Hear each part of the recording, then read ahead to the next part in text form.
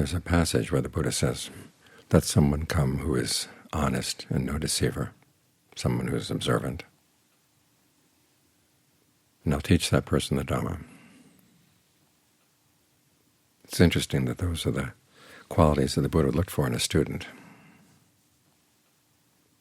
And they have to do with your ability to observe yourself.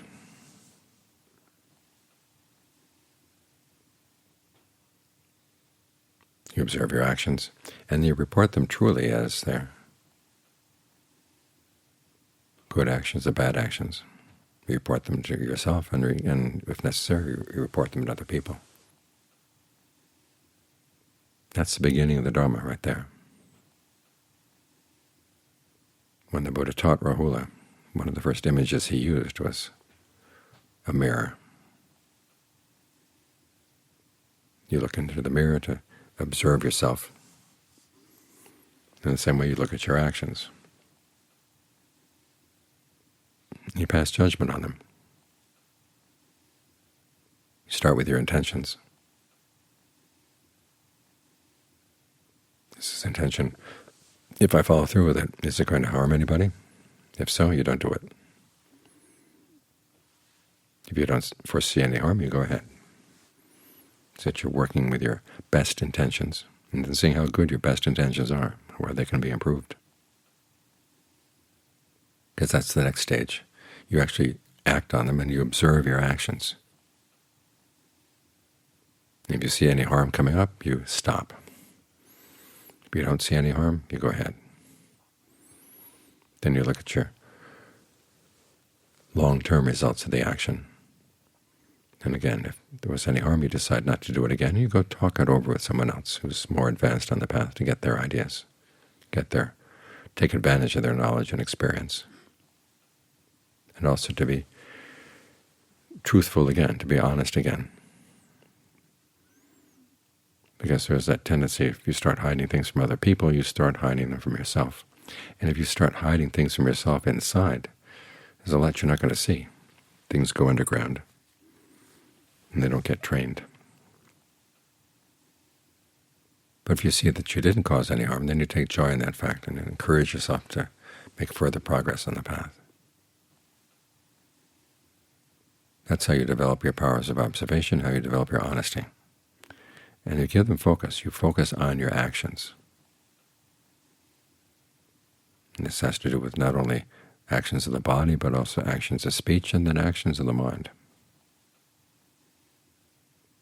Like right now as we're meditating, we're engaged in actions of the mind. And you want to observe these too. What are you doing right now? When the Buddha talks about developing mindfulness, he said you want to be ardent, alert, and mindful.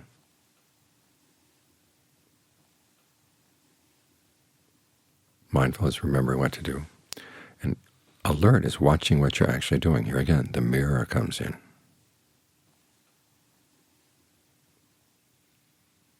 And then you judge what you're doing against what you're mindful that you're trying to do.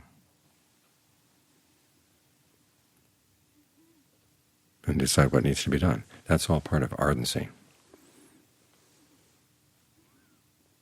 Ardency of those three qualities is the beginning of wisdom, but it depends on mindfulness and alertness as well. You see something that needs to be improved, and you try to improve it. See something that needs to be maintained, you try to maintain it. So right now, as you're working with the breath, how's it going? Does it feel comfortable? If it doesn't feel comfortable, what changes would be better? Would it be better to be longer or shorter? Faster, slower, heavier, lighter, deeper, more shallow? This is an area where you can experiment. It's one of the nice things about concentration practice, is the purpose is to create a sense of well-being. Some people don't like the word concentration. It sounds too tense. But it's precisely the quality that you're trying to develop, that the mind has a center, and everything you're doing is gathered around that center.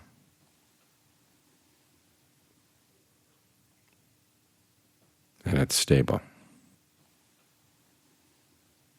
It builds on the quality of calm, what the Buddha calls, or the Pali term is basati.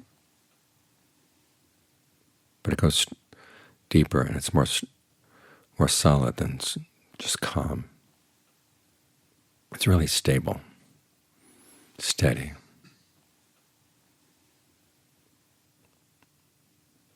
And so to get it there, you have to observe how well you're settling in with the breath. What needs to be improved? The improvements have to be in the breath, or do they have to be in the mind? Improvements in the mind would be stepping back for a bit and then asking yourself, okay, what moods in the mind are getting in the way? Because you sometimes carry in moods from the day.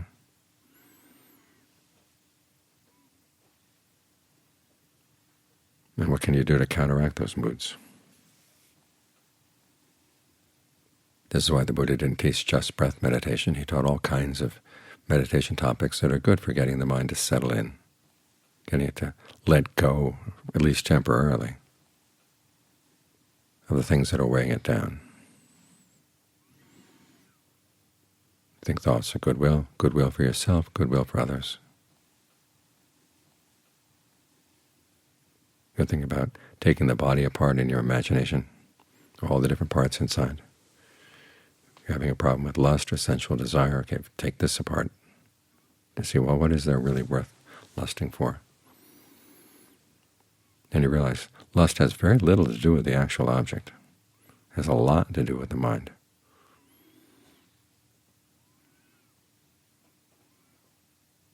The mind's desire to have something to desire. That's one of the strange qualities of the mind.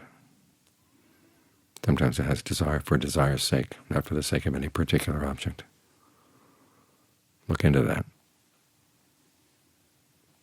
You can see these things only if you are reflective, if you're alert to watching what's going on. And you're making an effort to do it well, because you can watch what's going on and just say, well, that's the way things are, I'll accept it. You don't learn anything that way.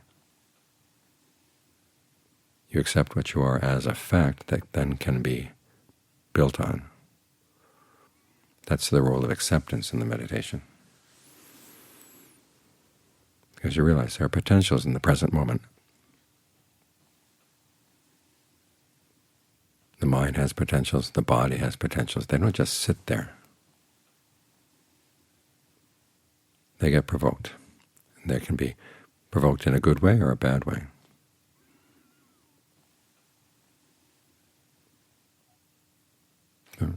The breath is the easiest one to work with, so that's why we start with that.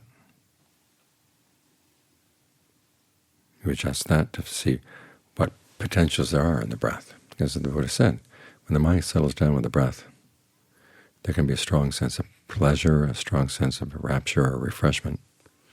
It's there in the breath someplace, in the quality of the breath, the energy in the body.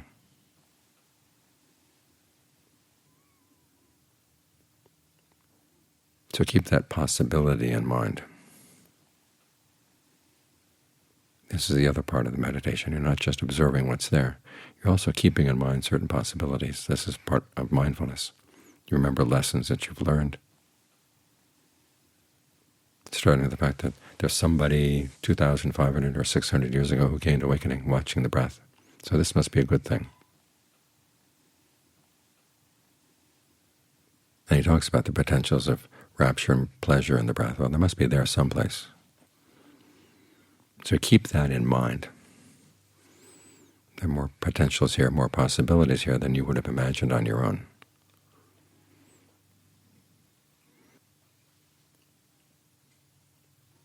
So this is where mindfulness and alertness and ardency move into the factors of jhana, right concentration. Directed thought, evaluation, and singleness of preoccupation. Everything is gathered around that one center. But still you're observing. That's what the evaluation is for.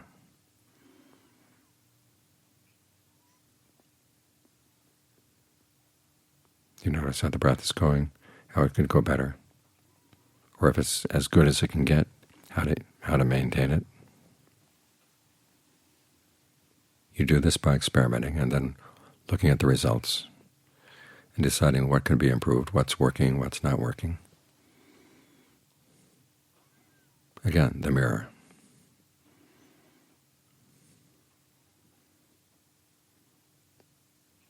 The same principle. The principles that the Buddha taught to Rahula start getting applied to the meditation.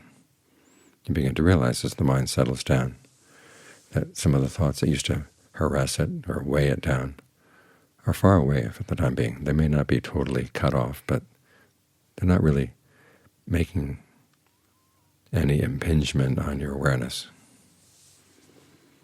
And so you appreciate that fact. A lot of concentration comes in learning how to appreciate it. Because there's that problem that once the mind settles down, it's really still. Not much is happening. And there's a part of the mind that can get bored. So to counteract that, you have to realize the fact that the mind is sitting here, it's a lot lighter than it was when it was thinking about other things. There's a sense of well-being that comes naturally as the mind settles in. You appreciate that. And then you ask yourself, okay, is there still a disturbance in here? What am I doing to cause that disturbance? This is an important part of being observant. I mean, there are a lot of things you could observe in the world right now. You could observe the fact that the helicopter is coming. You can observe the fact that it's awfully wet outside. I was just listening yesterday to a French Dhamma teacher saying that mindfulness is all about just being totally present to everything that's coming in your senses all at once. What's coming into your senses all at once is not causing you to suffer. What's causing you to suffer is your own actions, which is why the Buddha says, focus there at what you're doing. Be alert to what you're doing. When engaged in evaluation, vicāra, you're evaluating your actions. When you're moving into what the Buddha calls emptiness as an attitude,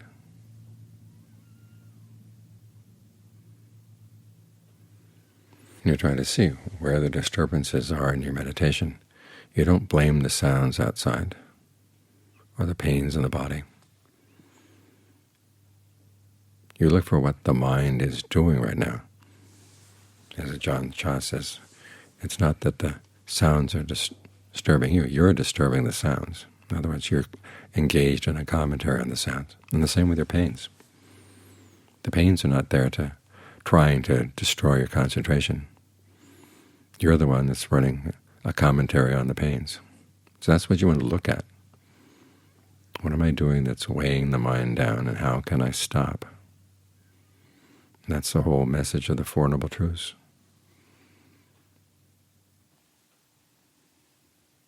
Which is why the Buddha started his discussions on the Dharma with that image of the mirror. You're reflecting to see that the suffering that's weighing the mind down is not coming from anywhere else. It's coming from inside.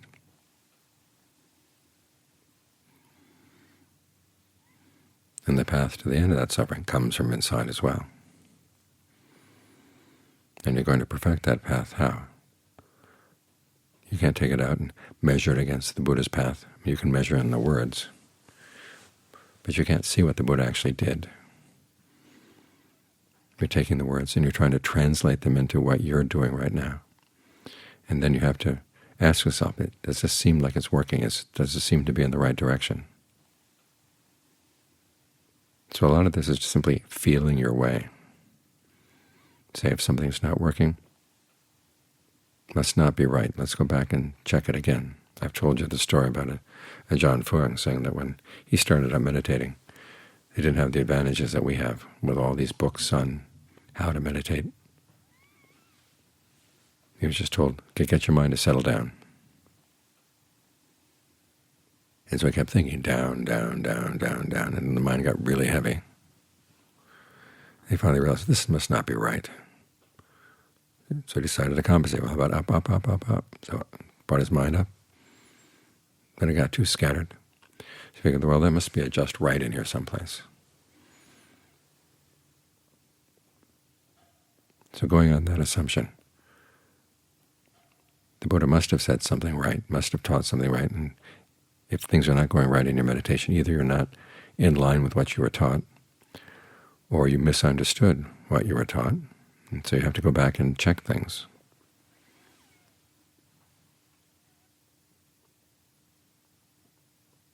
This is how you make progress, assuming there must be a way out. And the Buddha said it lies around in here someplace. So you keep looking and looking and looking. And as long as you have that assumption, there is a way out, and you can find it.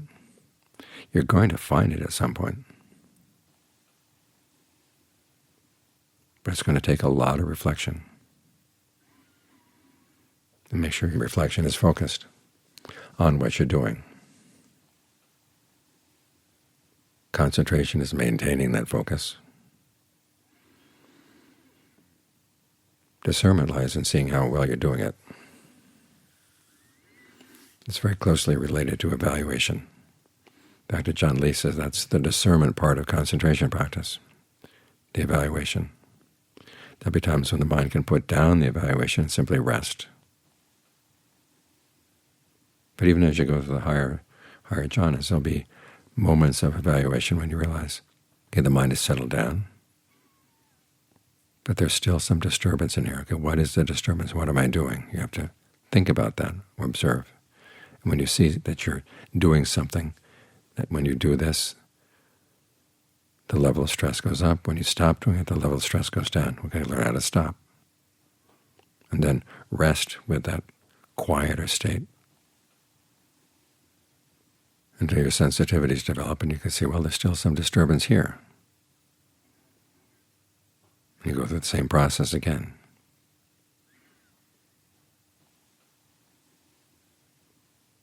So the practice is all of a piece. You commit yourself, you reflect, and you commit yourself some more. And it's back and forth between doing and observing. That's how you feel your way.